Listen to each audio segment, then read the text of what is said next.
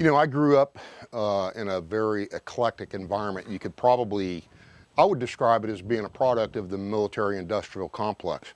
My father was career Navy. I traveled extensively, roughly every 2.5 years, traveled all over the U.S. I myself, upon graduation of high school, I was already enlisted. I enlisted in the service in the Navy on the delayed entry program. I had to wait until I was 18 before I could go active. Not a big deal. I spent a little over 4 years in the Navy Seabees. I was a heavy equipment mechanic, and I guess you could say that was my first shot at the title in respect to developing critical thinking skills, but I rapidly realized turning wrenches was not my gig. Once I got out of the Navy, it was a draw towards law enforcement or the Army Special Forces. And at the time, which was approximately 1984-85, the Army had a program where you could enlist directly into the Special Forces. But because of my experience in the Navy, I didn't want to immediately turn around and go back full active. So I opted to go the law enforcement route, and I went into the Air Force Reserves as a security specialist. Went to the Security Police Academy in San Antonio at Lackland Air Force Base, and I was assigned to Keesler Air Force Base in Biloxi, Mississippi. But we did our reserve work at Hurlburt Spec Ops Airfield, which is part of Eglin Air Force Base in Florida.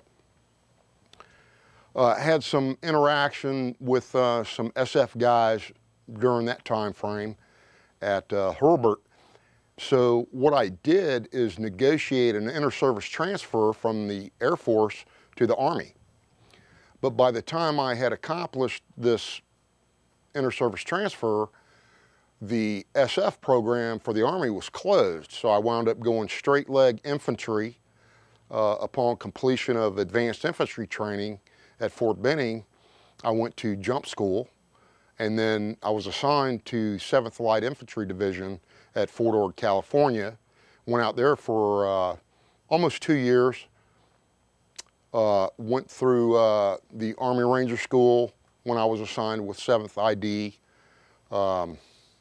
That was a very interesting experience.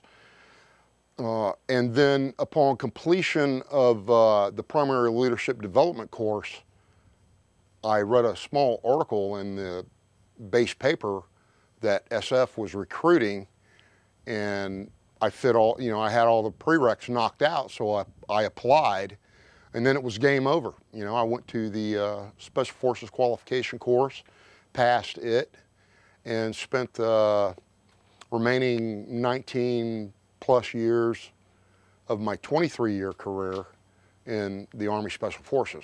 I retired in June of '03, got on board with Triple Canopy to do some security contracting in Iraq. Having arrived in Iraq, I was only in Iraq for like a couple, 3 weeks. I was having some serious physical problems, which my neck was the result of my neck. All the C-spine discs in my neck were herniated, pinching off my spinal cord.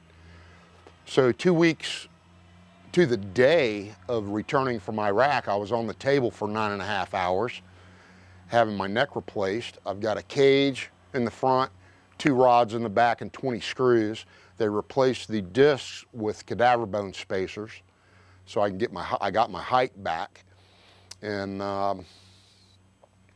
that was a very serious issue, having my neck replaced. It put me out of action for almost 2 years, about a year physically to recover, and then a year to recover psychologically. So really not having many options, I went into training myself. And it's been a pretty fast ride